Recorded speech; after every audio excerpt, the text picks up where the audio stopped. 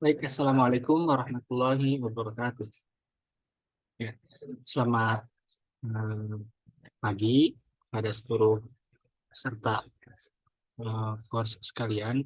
Pada kesempatan ini saya hendak menjelaskan secara ringkas penyebutan-penyebutan ya, atau misalkan secara ringkas menyebutkan eh, pembahasan mengenai sensor dan aktuator. Membahas sensor dan aktuator. Ini di kesempatan ini saya hendak coba menyampaikan materi sensor dan aktuator terkait course robotika manufaktur. Nah, pertama kita pahami bahwa robot dalam proses manufaktur itu biasanya berperan besar dalam proses otomasi sistem, otomasi proses. Ya. Maka di sini kita coba antarkan dari yang pertama sekali yakni automation workstation. Jadi di sini kita pahami bahwa ada istilah yang disebut dengan automation workstation, yakni suatu tempat di mana sistem otomasi melakukan suatu proses atau kerja. Misalkan kita membuat mobil, maka ada beberapa workstation, di antaranya pasti yang ada yang otomatis.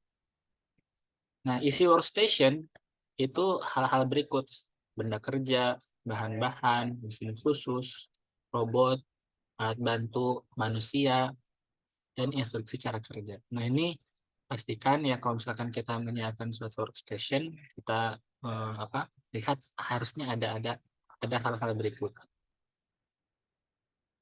Nah, lalu di sini ada satu bagian dalam workstation yakni mesin otomasi. Nah, ketika ada suatu mesin otomasi, mesin yang bergerak secara otomatis, ini dalam tidak melihat seluruh komponen-komponen workstation lainnya ya, kita fokus pada mesin yang otomatis. Ada komponen dasarnya yakni struktur, alat penumpu, mekanisme, lalu aktuator dan sensor. Kalau misalkan kita lihat isi workstation ada mesin khusus seperti mesin otomasi atau robot ya. Di sini mesin otomasi itu mesin yang bergerak secara otomasi itu pasti punya dua hal yang ada di dua poin terakhir, yakni aktuator dan sensor. Tidak mungkin suatu mesin yang otomatis bergerak tanpa dua hal ini. Pasti dia punya aktuator, pasti dia punya sensor. Kalau dia tidak punya aktuator, ya dia tidak akan bisa bergerak. Kalau dia tidak punya sensor, dia tidak akan menerima inputan kondisi lingkungan. Kita coba lanjut ke sini ya. Sensor. Sensor dalam kesempatan ini kita coba bahas hal-hal yang sering digunakan di robotika, manufaktur, dan juga kontrol proses. Jadi ini umum ya, sensor di sini umum. Robotika iya kita coba bahas, manufaktur iya kita coba bahas, dan juga kontrol proses kita coba bahas. Sensor ketika didefinisikan artinya adalah alat penginderaan. Kalau kita punya kata-kata sense, ya, itu mengindra, ya, merasakan. Sensor berarti alat penginderaan, alat yang berfungsi agar mesin mampu merasakan sesuatu. Nah, hal-hal apa saja yang biasa menjadi pertimbangan dalam menyiapkan atau memilih sensor? Ada di sebelah kiri. Akurasi, batas kerja, response time, sensitivitas, stabilitas, repeatability, reliability. Hal-hal yang ada di sebelah kiri ini sangat mungkin ya ini kaitannya ada dalam materi pengukuran atau misalkan pengukuran teknik. Pembahasan khusus mengenai hal-hal di sebelah kiri seperti akurasi sampai reliability itu kemungkinan milik bahasan pengukuran teknik. Di sini mungkin nggak terlalu dibahas apa itu akurasi, sensitivity, stability, dan seterusnya. Nah, contoh sensor ya, contoh sensor ada di sebelah kanan. Mulai dari hal-hal yang sifatnya menyalakan, mematikan, atau hingga ke hal-hal yang terkait dengan pengontrolan. Ya. Ini kan switch, proximity switch, photo electric sensor, encoder, temperature switches, position displacement sensor, strain gauge, pressure sensor, liquid level detector, fluid flow measurement, dan berbagai hal. Nah, ini sensor tuh banyak jenisnya.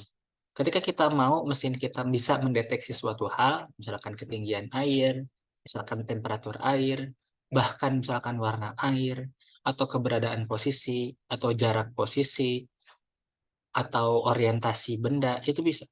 ada sekarang saat ini sudah ada hal-hal yang seperti itu. Begitu. Sudah banyak contoh-contoh sensor yang bisa dibilang spesifik ya, spesifik untuk tujuan-tujuan yang tertentu. Juga mudah-mudahan kita lebih berfokus kepada pemahaman mengenai permasalahan yang ingin diatasi. Karena solusi-solusinya biasanya sudah ada secara teknis, sudah ada. Sehingga yang penting bagi seorang engineer saat ini adalah memahami mekanisme, memahami alasan kenapa itu dilakukan, ya, memahami proses, lalu tinggal teknis-teknisnya atau part-partnya mah sebetulnya sudah banyak, sudah banyak.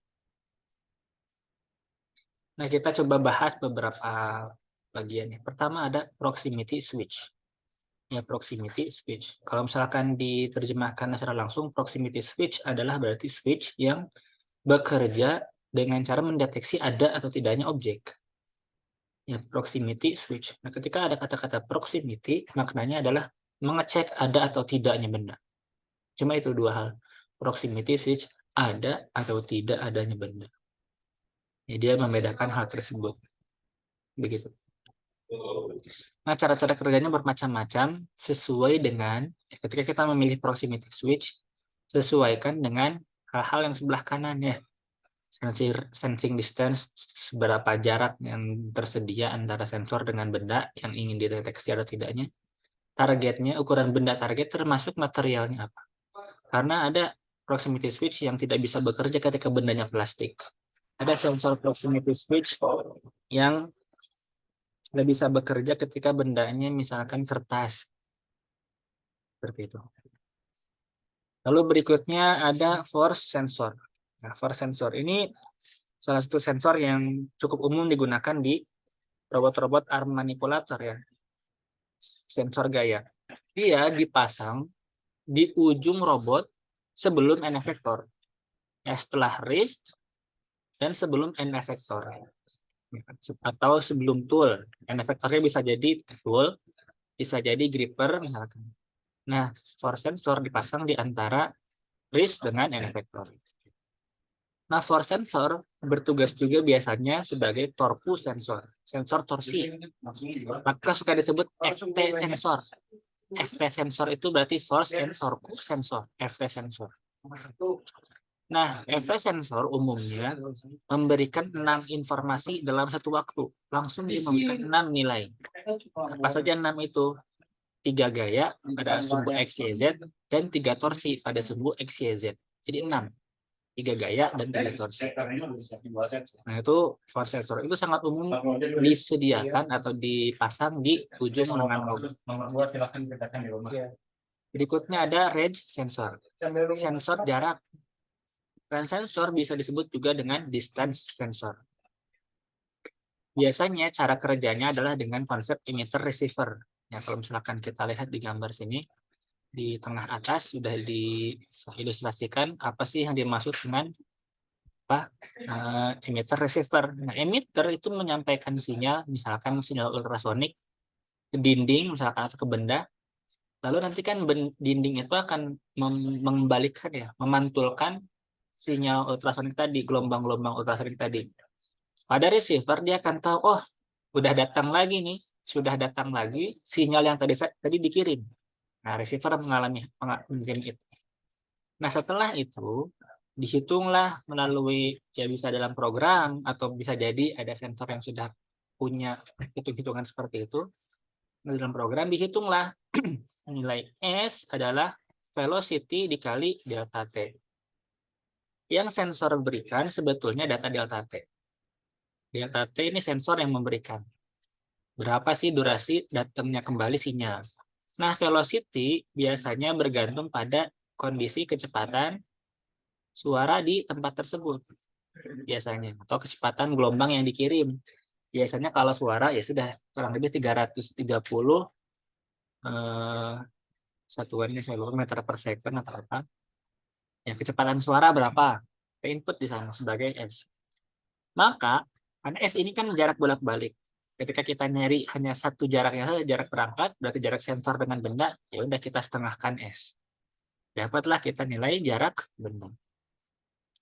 Nah, ada yang bekerja dengan metode infrared, ada yang metode ultrasonik dan sebagainya. Berikutnya ada touch sensor. Nah, touch sensor ini suka disebut juga dengan tactile sensor. Tactile. Dia sensor sentuh kalau dalam bahasa Indonesia kan. Apa yang dia ukur dari touch sensor? Dia mengukur kurang lebih biasanya gaya penekanan yang dialami oleh suatu permukaan benda. Ya berarti dia mengukur tekanan yang dialami oleh permukaan benda. Begitu. Nah, biasanya ada robot-robot yang perlu sensitivitas di ujung tangannya misalkan, atau bahkan di batang-batangnya, di batang-batang robot. Bisa jadi ada robot yang perlu itu.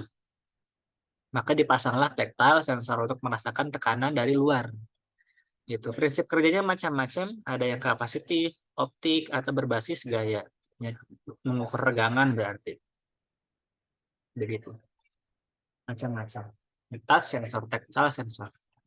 Lalu berikutnya ada limit switch. Ya, limit switch. Ya. Kalau misalkan yang ini touch sensornya bukan mengukur gaya, dia menghasilkan sinyal on off. Dia menghasilkan sinyal on off. Maka suka disebutnya limit switch. Ya, secara mekanis, benda menumbuk bagian sensing elemen, maka sinyal yang diberikan oleh sensor akan tersampaikan, bisa on, bisa off. Artinya dia ngasih tahu, udahannya nih benda yang numbuk nih. Nah, ini numbuk, bukan mengukur berapa sih tekanan yang diberikan oleh objek luar. Ya, dia pilihannya menghasilkan sinyal on atau off, on off. Nah, lebih sering disebut limit switch yang kayak gini karena aktivitasnya seperti saklar switch, mau on atau off, nggak ada saklar setengah, nggak ada. Nah, disebut limit karena biasanya digunakan sebagai pembatas proses. Misalkan suatu gerbang diputar oleh motor. Nah, di ujung gerbang itu harus melaju, ketika dia harus berhenti, maka dipasanglah limit switch. Nah, ketika gerbangnya menubruk ujung ujung tempat dia harusnya melaju, dia akan menabrak limit switch, maka limit switch akan mematikan listrik yang masuk ke motor penggerak, misalkan gitu. Nah, itu contoh cara kerja limit switch. Ada lagi vision sensor, sensor penglihatan, sensor penglihatan. Biasa pakainya kamera.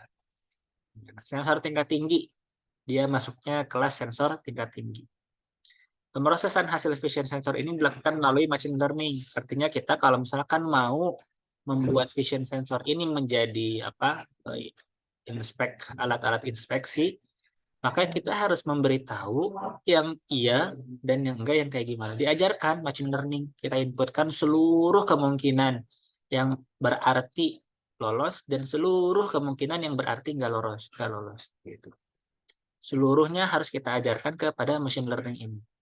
Maka ketika vision sensor ini dipasang, biasanya nggak serta-merta langsung bisa kita pakai. Tapi kita harus ajarkan seluruh kemungkinan lolos atau tidaknya kondisi benda yang sedang diproses. Sensor-sensor biasa dikelompokkan dalam beberapa kelompok. Misalkan proses relatif sensor, ada hal-hal berikut, lalu ada arm manipulator fokus sensor. Nah, kalau misalkan kita fokus kepada robot, biasanya yang kanan yang dipakai. Dia berfokus pada penentuan force dan torku dan juga posisi. Nah, itu kira-kira. Yang kanan ini fokusnya kepada robot, yang kanan aja, yang kiri proses relatif. Robot biasanya pakai yang kanan saja untuk proses. Nah, berikutnya kita masuk ke bahasan kedua, yakni aktuator. Kalau tadi sensor, ini aktuator. Kalau aktuator, alat untuk mengaktuasi aktivitas. Alat untuk beract. Aksi yang mau dilakukan robot apa? Aktuator. Contohnya motor, contohnya pneumatik, contohnya hidrolik, contoh berikutnya misalkan adalah motor servo, motor stepper, motor induksi biasa, atau misalkan pemanas, atau relay, termasuk aktuator juga. Menyalakan apa relaynya nanti. Ya, perangkat untuk mengubah sinyal elektrik menjadi aksi yang lebih kuat sehingga menghasilkan suatu kontrol pada proses. Ya, untuk memilih aktuator, kurang lebih hal-hal berikut yang pilih. Dayanya berapa, frictional losses yang mungkin terjadi gimana, ada proses dispensing versus viscous materials nggak, itu ada gearing, inersial, pertimbangkan juga conveyor, intermittent motion. Mungkin hal-hal yang ada di sebelah kanan ini terkaitnya dengan pemahaman proses dan juga fisika, ilmu fisika.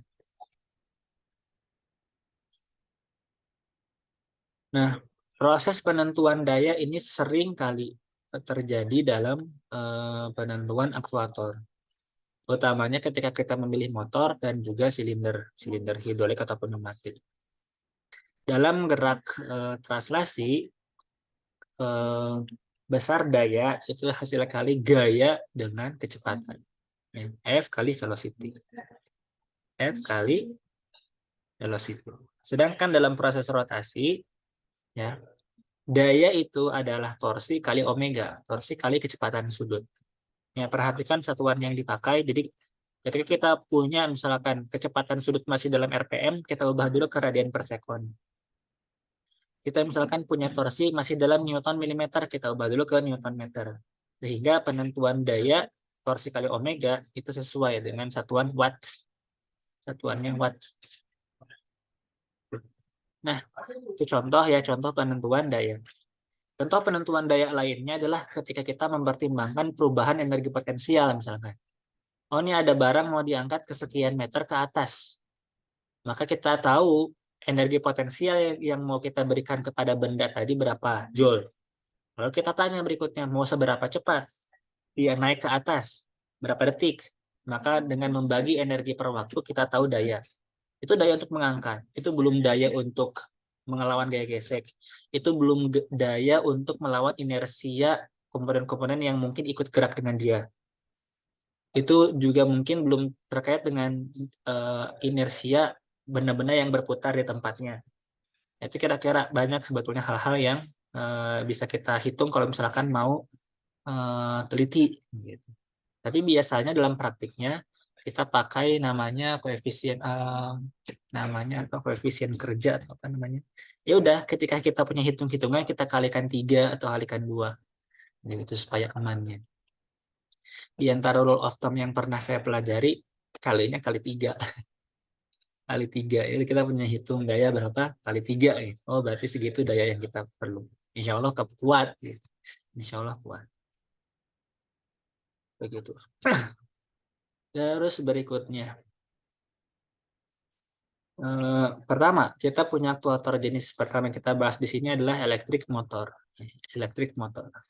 Dua yang utama dalam dunia manufaktur sekarang mungkin stepper dan servo. Karena mesin induksi, motor induksi sudah cenderung ketinggalan ya karena sulit dikontrol.